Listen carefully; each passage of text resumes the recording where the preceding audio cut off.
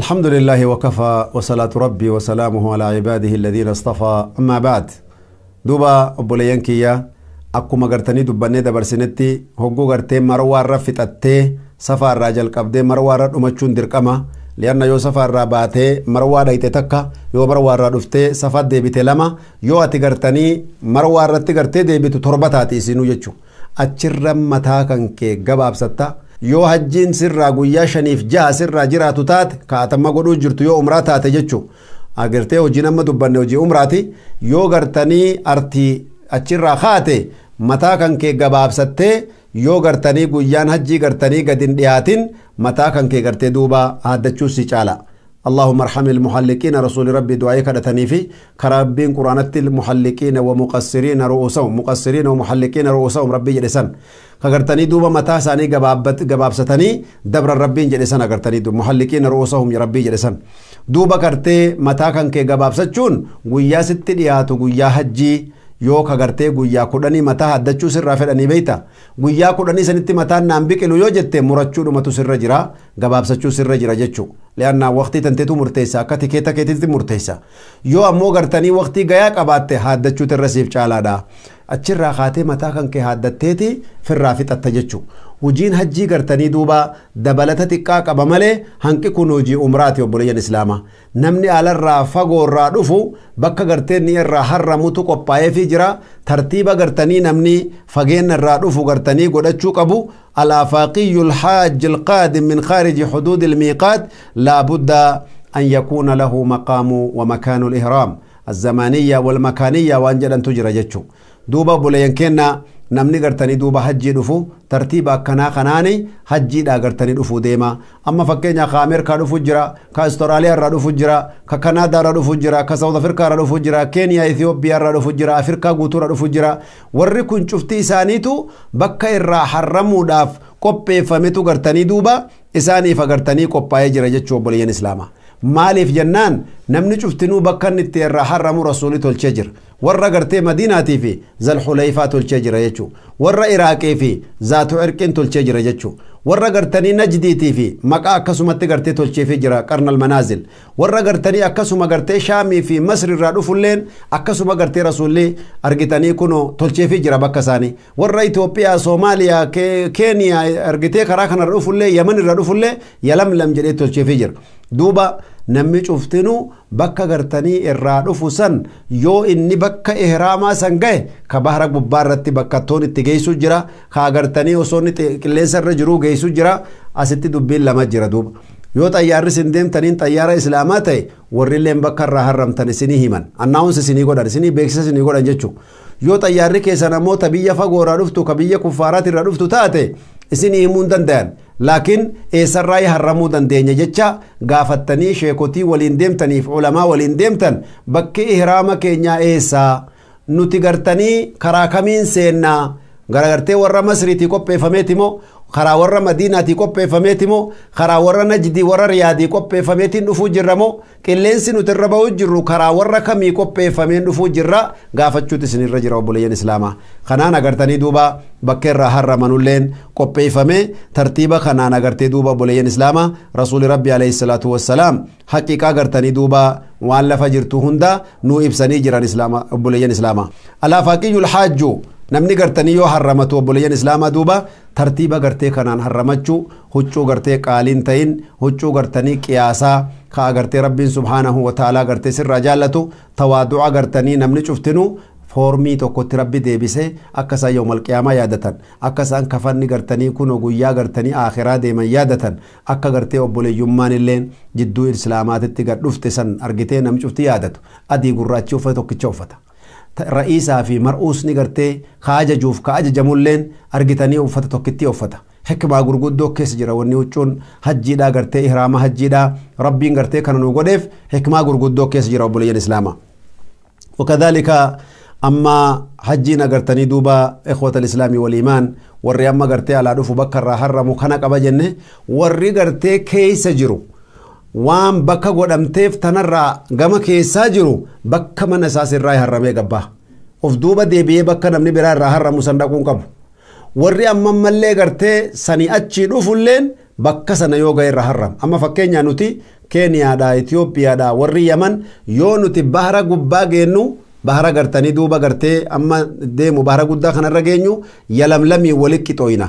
hoggu yalamlamii walitti qixooynee walitti dhiyaannisan warri gartee xayyaaraa inni manii namani yaadachiisanii daqiiqaa 20-30 dura yaadachiisanii akka namni huccuu hiraamaa jirjiiratee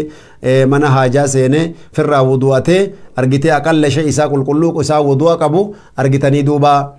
akka huccuu hiraamaa uffatee ofirraa jirjiirratu warri dirree xayyaararratti uffatee deemulleen homaa rakkoon hin jiru insha Allah taala garuu warri biyya fagoorraa dhuftan huccuu ihraamaatiin gartee lafa fagoo sanirra dhufuun xiqqoo namatti ulfaata hanqa gartanii isin gartee jiddatti dhiyaattanitti koompaasiidhaa fi waan agartee kiiloomeetira keessan hisaabbattanii huccuu keessan jirjiirrattanii osoo biran ga'iin agartanii niyyattanii harramachuu irra wayya bira dabruurra namni bira dabre bakka harramatan san itti deebi'uu dirqamaa jiran duuba xayyaaraan agartee riivaas naa godhi xayyaaras naa deebisee jechuun illee xiqqoo gartee waan amma yeroo wajjin deemuu miti namichi paayilotaa si'uun dhagahu kanaafuu gartee duratti qophaa'uun dura gartanii barachuun obboleeyyan keenya dirqama amaanaa isinitti haa taatu yoo gartee irra deebi'uu barbaachisallee irra deebina fadaa'ila isiitii fi khayrii isiin qabdullee irra deebina wanni hajjiidhaa maaddaan isii yoo xiqqaate 3-4tti dhumachuu qabdi kanaafuu gartee namni cuftinuu wannan dhaammadhu karaan irra naa gabaabaa namni cuftinuu ollaa isaatiif masjida isaatti galee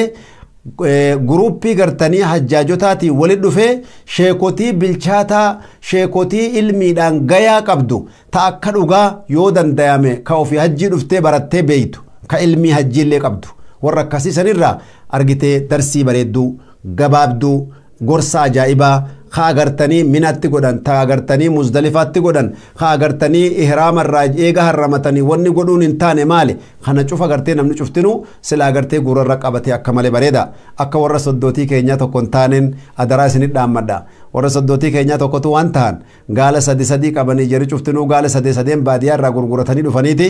duuba waan jaan gartee duuba eega kaabaa xawaafanii jaan tokko keessaa dadhabe hogguu 5 gayan tokko dadhabe beeyta Abu Abba Muhammad jeen hii jennaan 5 xawaafne gartaa jeene an laafadhe mee xiqqoo gartanii nu boqochiisi jeen yaa gurbaa 7 ja'anii 5 irratti dhaabuu wayitaatiire jennaani waan jedhe gartee balaana gartee amma gabbaate yaa gurbaa dhaga'i jeen umrii teenna jaarsummaa kanaan manguddummaa kanaan yoo qabrii nabi Muhammaduu dhaqqabannee 5 xawaafne way nutti haftee jeen abba nu teessis jeen abba kiyya hay sa gurbaa edaa qabrii nabi Muhammadtu as keessa jira jeen kaabaa baanaa baramma fadihan amma gabbaatee sabo isin kaida qabri nabi Muhammad tawaafu jirtanii umale da kaaba rabbitii humit sayda hojiinu hojii hajjiitii miti ibaada dhibii jirtanii usin jechu akka aqeedaan illee baddelaali akka hojiin illee hammaatelaali akka wallaalumni nama godhullee laali gaalli sadeen illee bilaashuma dabre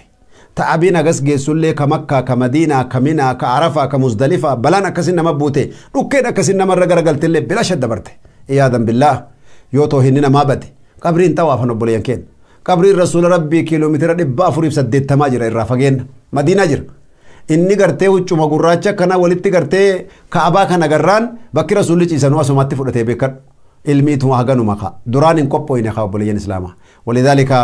hojiin hajjii akka malee jajjabdu hojiin hajjii ilmiin hajjii akka malee bareedduullee mi'ooytuullee balloollee rabbi isinitti haa bal'isu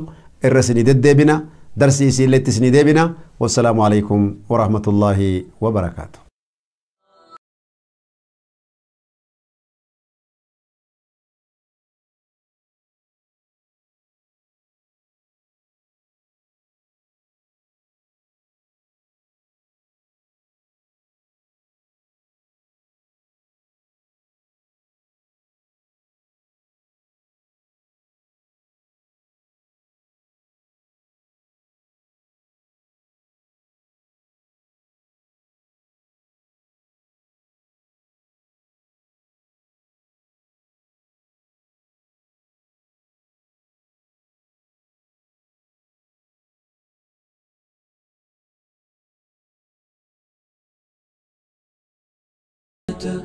لك